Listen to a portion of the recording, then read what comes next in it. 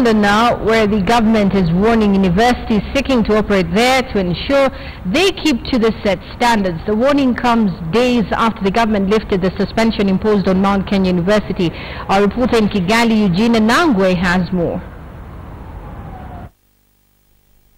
Just a few days after the Rwandan government gave Mount Kenya University a clean bill of health to continue offering health science-related courses at its Kigali campuses, officials at Rwanda's Higher Education Council now want anyone seeking to establish an institution of higher learning here to carry out due diligence before setting up shop. Innocent Mugisha, the executive director of the Higher Education Regulatory Body, says that much as the harmonization of the curriculum and education systems across the East African community is being put in place, it is still important for those planning to provide education services across their borders to be mindful about all the requirements needed to set up such institutions here in Rwanda. The benchmarks of the programs might be the same, or you need to compare if they are not yet in place, because we've got benchmarks, common benchmarks for some of the programs, but not all yet.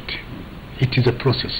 But it is very important, that you get in touch with the competent authorities on the ground. Here, for instance, we're talking about the regulatory bodies, with the other institutions, with the Inter-University Council, to find out what are the additional requirements in that system where I want to go and operate, so that you see, you compare, you mirror them, you mirror the ones that you've been having back home to those that you're expected to comply with on the ground.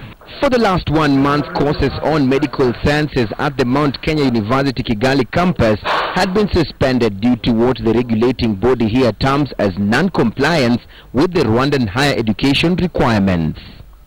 So you find that as you roll out programs in the new terrain, in this case Rwanda, you need to make sure that the required infrastructure and facilities are in place.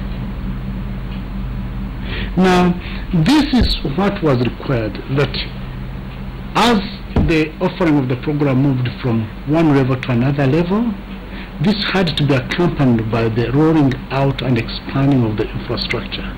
So that's where the discrepancy was. You see, this is where the discrepancy was.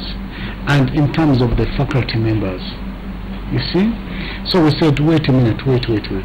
Getting the clean bill of health has been a costly affair.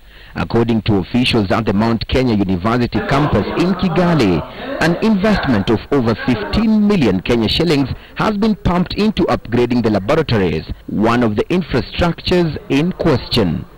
And now we have top-of-the-range equipment that will allow students in nursing to continue, students in Bachelor of Medical Laboratory Sciences, and the pharmacy students.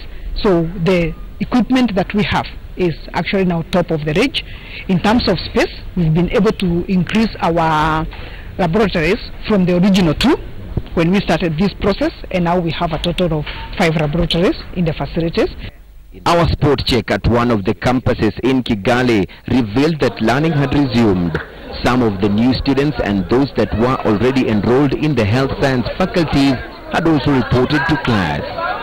I like the system of the Mount Kenya, so I had to put a lot of energy so that I can start from here. So after hearing that the school has been suspended, I had just to wait for the results from the government. So I'm really happy about how the government has just helped us to be studying now.